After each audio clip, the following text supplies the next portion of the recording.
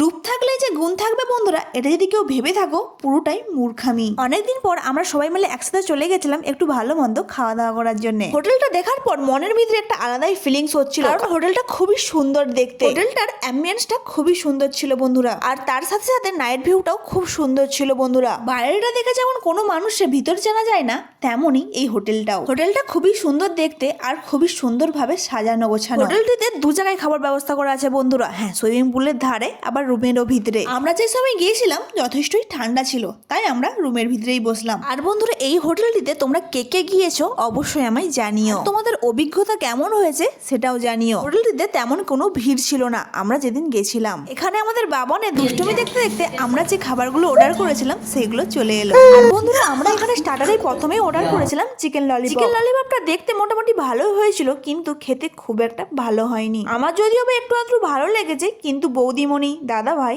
এবং স্মৃতির কারোরই ভালো লাগেনি। এরপর আমরা মেন কোর্সে অর্ডার দিয়েছিলাম ফ্রাইড রাইস এবং চিলি চিকেন। আর এখানে বাবানের কাণ্ড দেখো, ও চাইছে খেতে কিন্তু স্মৃতি দিচ্ছে না। বাবানের কাণ্ড দেখতে দেখতে এখানে চলে এলো ফ্রাইড রাইস এবং চিলি চিকেন। ফ্রাইড রাইসটা একটু আধটু ঠিকঠাক থাকলেও কিন্তু চিলি চিকেনটা একদমই ঠিকঠাক ছিল না। চিলি চিকেনের গ্রেভি ব্যাপারটাই এই চিলি চিকেনটার মধ্যে ছিল না। হ্যাঁ জানি, চিলি চিকেন দু রকমের হয়, একটা ড্রাই আর একটা হচ্ছে গ্রেভি। আর বন্ধুরা, যেহেতু রাইস দিয়ে খাবো বলে অর্ডার করেছিলাম, সেহেতু গ্রেভিটা আমাদের দরকার ছিল। চলো বন্ধুরা, আমি খেয়ে নিই। আর আজকের মতন ভিডিও এইটুকুই। ভালো থাকবে, সুস্থ থাকবে, টাটা।